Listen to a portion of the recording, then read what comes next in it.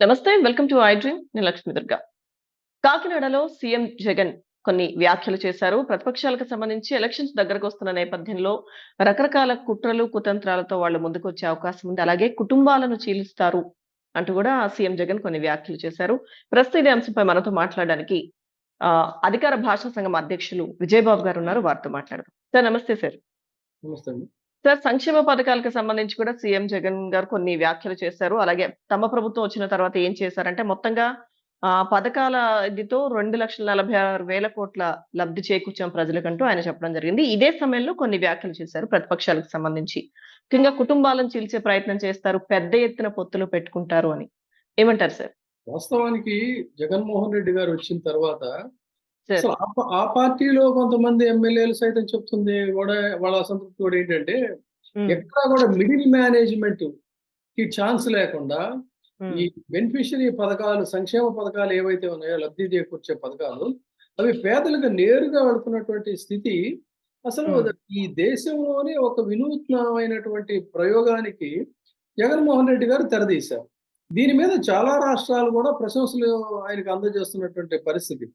తర్వాత ఇంకొకటి సంక్షేమ ప్రభుత్వంగా హ్మ్. ఆంధ్రప్రదేశ్ విభక్త ఆంధ్రప్రదేశ్ కావచ్చు, తదనంతర కాలంలో కావచ్చు, తొలిసారిగా సంక్షేమ పథకాలను ఇంత పెద్ద మొత్తంలో అణగారిన వర్గాలకి చేయటం అనేటువంటిది మొదటిసారిగా జరుగుతున్న ప్రయోగంగా కూడా దీన్ని చూడాలి. కేవలం ఏంటంటే అభివృద్ధి అంటే ఆకాశ హర్మ్యాలు పెద్ద హ్మ్. పెద్ద బడా బాబుల కాంట్రాక్టర్ల వాళ్ళందరినీ కూడా పిలిచి టెండర్లు, కన్‌స్ట్రక్షన్స్, విదేశీ పర్యటనలు ఈ విధంగా ప్రజాధనాన్ని పేలపిండిలాగా చేసి అందిన కాడికి కూడా తినేసేయటం. తినేసిన తర్వాత పళ్ళు పాడైతే ఆ పళ్ళు బాగు చేసుకోవడానికి సింగపూర్‌లో వెళ్లి అక్కడ బాగు చేయించుకోవటాలు.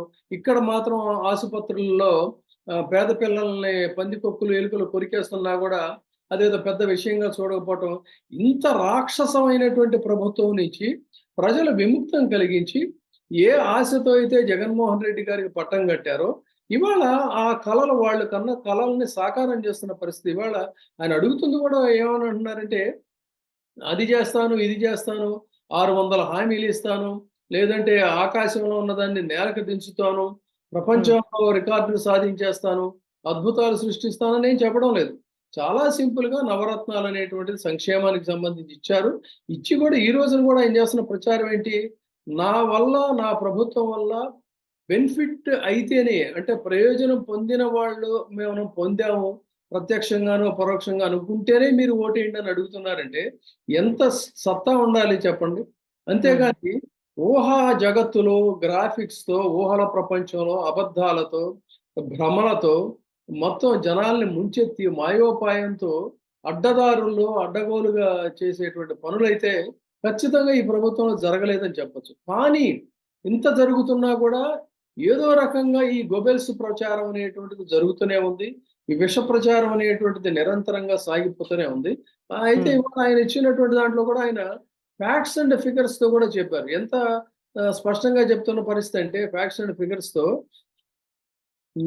సెలవైనా సరే ఒకటో తేదీనే పెన్షన్ అందిస్తున్నాం అని చెప్పారు.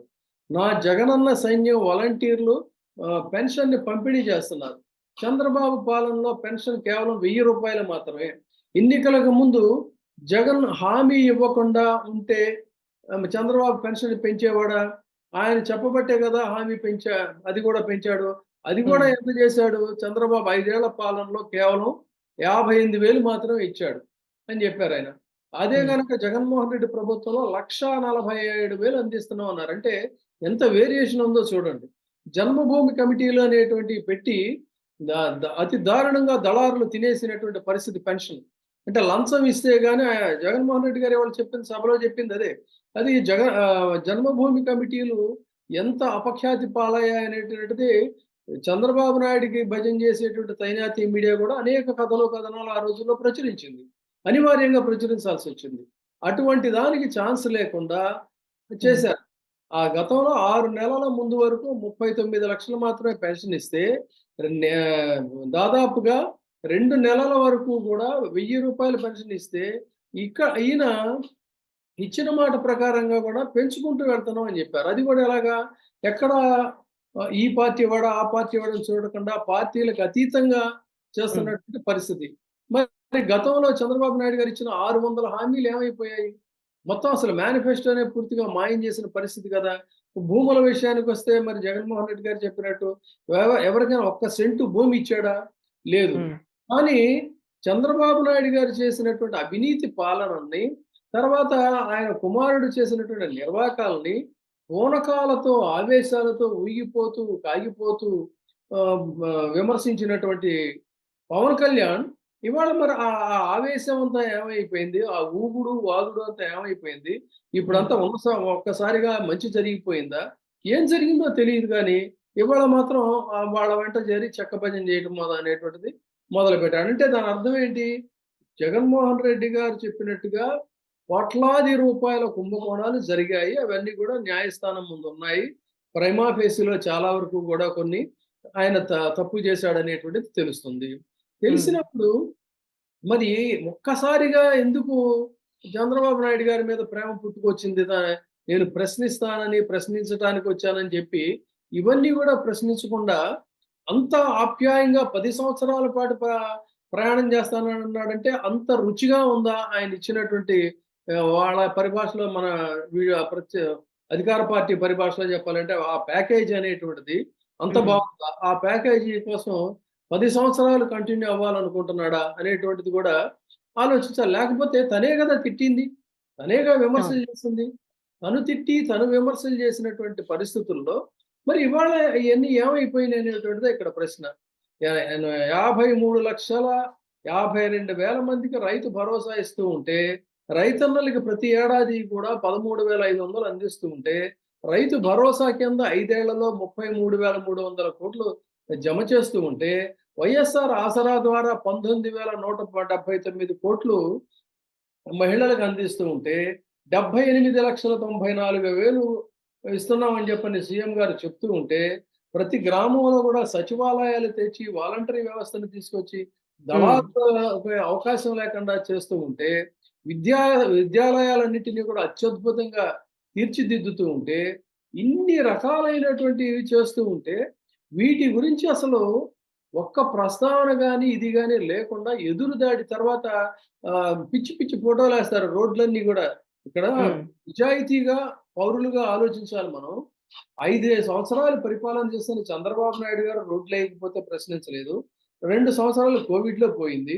ఇంకా జగన్మోహన్ రెడ్డి గారు ఉన్నది మొత్తంగా చూసుకుంటే ఒక 2 సంవత్సరాలో, 2.5 సంవత్సరాలో. మరి ఈ 2.5 సంవత్సరాల్లో రోడ్లేయలేదని రోజు ఫోటోలు తీసుకొచ్చి అది ఇది ఇది అని వాగుతుంటే 5 ఏళ్లలో మరి ఎందుకు వేయలేకపోయారు చెప్పండి? హ్మ్. ఆ రోజున ఏమీ మాట్లాడలేదు. బాబొస్తే జాబొస్తదన్నారు. మరి బాబొచ్చాడు ఆ రోజున జాబులు లేవు. నిరుద్యోగులకి పెన్షన్ ఇస్తానన్నాడు. పెన్షన్ ఇవ్వలేదు. మహిళలకి ఇది చేస్తా, అది చేస్తానన్నాడు. అప్పుడేదో ఓట్ల కోసం అని చెప్పని ఆ 4 రోజులు మాత్రం పసుపు, పసుపు, కుంకుమ కుంకుమ కొట్టాడు అని. తప్ప ఆ హ్మ్. తర్వాత ఏమి లేదు. అంటే వాళ్ళని ఎంత ఆశ పెట్టాడనేటువంటి వాళ్ళ ఆత్మాభిమానం దెబ్బతిని మరే వేశారు. సార్ అయితే ఇక్కడ అంటే చంద్రబాబు చేసిన అవినీతిలో పవన్ కూడా భాగస్వామ్యం ఉంది. ఇందాక మీరన్నారు కదా! అందుకే ప్రశ్నించడానికే పార్టీ పెట్టానని. ఇంత అవినీతి జరిగినా గాని ప్రశ్నించకపోవడం అని. సో, ఇందులో భాగస్వామ్యం ఉంది అని కూడా ఆహ్, ఆహ్, సీఎం జగన్ చేసిన వ్యాఖ్యల్లో ఈ అంశం కూడా ఉంది. అలాగే ఇంకొకటి సార్ కుటుంబాలను చీల్చే కుట్ర జరుగుతోంది. చీల్చే ప్రయత్నం చేస్తారు అన్నట్టు కూడా ఒక మాటన్నారు. అసలు ఏంటి సార్ అందులో అది? అందులో ఆశ్చర్యం ఏముంది ఇప్పుడు వర్తమాన పరిస్థితులను పక్కన పెడదాం. హ్మ్. గతాన్ని ఒకసారి తీసుకుందాం. గతాన్ని తీసుకుంటే ఎన్టీ రామారావు గారి కుటుంబం ఒక వసుధైక కుటుంబం. అతిపెద్ద కుటుంబం అయింది. హ్మ్. తర్వాత నాకు ఆ రోజుల్లో నేను సంపాదకుడిగా ఉన్న రోజుల్లో ఆయన దగ్గర పనిచేసిన సంజీవరెడ్డి గారు అని స్పెషల్ సీఎస్ ఉండేవాడాయన. ఆయనకు కాస్త ఈ కళలంటే సంస్కృత సాహిత్యం ఇవన్నీ ఇష్టం. ఈ సభల్లో వాటిలో కలిసినప్పుడు ఆయన చెప్పాడు ఏమనంటే, అందరూ గూడా లంచ్ టైమ్‌కి రామారావు గారి దగ్గరికొస్తే తప్ప, ఆయన హ్మ్. భోంచేసేవాడు కాదు. అందరూ గూడా విశాలంగా కూర్చొని అందరూ కలిసి భోంచేసినటువంటి ఒక వసుదైక కుటుంబం. ఈ కుటుంబం ఎందుకు చిన్నాభిన్నమైందండి? ఎందుకు ముక్కలైపోయింది? ఎందుకు గొడవలు పడ్డారు? చెప్ప ఇది దానికి కారకులు చంద్రబాబు నాయుడు గారు కాదా? హాయిగా ఆ రోజున మన హ్యాబిట్స్‌లో అంతా కలిసిమెలిసి ఉంటున్నటువంటి చోట, ఆయన పార్టీ, ఆయన కష్టార్జితం పదే పదే చెప్పుకోవడం ఉంటున్నాం అనివార్యంగా. ఆయన ఈడ్చి కింద పడేసేసిన తర్వాత మళ్ళీ కుటుంబంలో చిచ్చు పెట్టాడంటానికి ఎన్ని ఉదాహరణలు చెప్తాను. దానికి అక్కడి నుంచి వద్దాం మనం. ఇప్పుడు సీఎం గారు అన్నది కాదు. కుటుంబాల్లో చిచ్చు పెట్టేటువంటి సంస్కృతి ఆ రోజున కుర్చీ లాగేసేశారు రామారావు గారిది. లాగేసేయటం కోసం ఏం చేశాడంటే, ఇవాళ వాళ్ళు ఆత్మాభిమానాన్ని పక్కన పెట్టి, కేవలం ఒక కులం కోసమో, లేకపోతే ఇతరత్ర బెనిఫిట్స్ కోసమో మాట్లాడుతున్నారు గానీ, పురంధేశ్వరి గారు, దగ్గుపాటి వెంకటేశ్వరరావు గారు ఆంధ్రదేశంలో రాజకీయ స్పృహ ఉన్న అందరికీ కూడా తెలుసు. వాళ్ళని తను సస్టైన్ అవ్వటం కోసం ముందు వాడుకున్నాడు.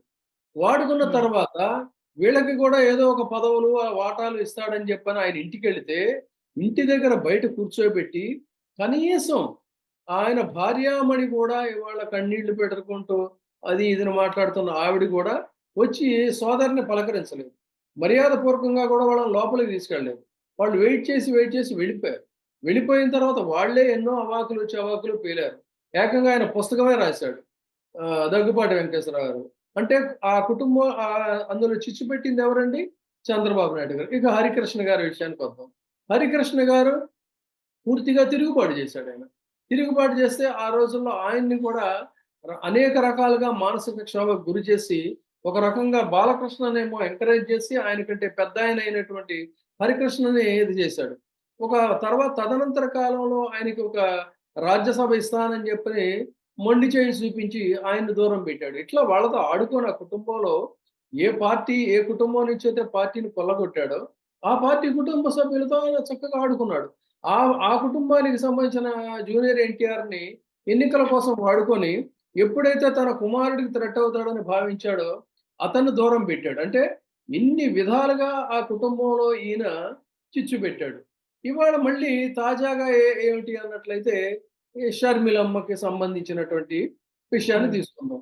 కుటుంబాల్లో అక్క చెల్లెళ్ళ మధ్య, అన్నదమ్ముల మధ్య, ఎందుకంటే we are all human beings. Human beings యొక్క పరిస్థితి ఏంటంటే సందర్భాలను బట్టి, పరిస్థితులను బట్టి ఏవో ఇదవుతాయి. అంత మాత్రంలో blood is thicker than water అంటారు. అలా ఆ రకంగా ఏంటంటే ఇవాళ ఏదో వాళ్ళకి అభిప్రాయ భేదాలు రావచ్చు. మళ్ళీ ఏదో ఒక రోజు లూజ్ అవుతారు. అయితే దాన్ని ఎగదోసి దాన్ని తనకున్న తైనాతి మీడియా ద్వారా పొలవలు సృష్టించి వాళ్ళకసలు ఇదేం పని పక్కింట్లో ఏం జరుగుతుందనేటువంటి తప్ప, నీ సంగతేంటి? నీ కుమారుడు యొక్క వ్యవహారం ఏంటి? ఆయన యొక్క సమర్థత ఏంటి? ఊరంతా రాష్ట్రమంతా తిరిగాడు. ఇప్పటికీ కూడా సరిగ్గా ఒక అంశం గురించి స్పష్టంగా మాట్లాడడం రాదు.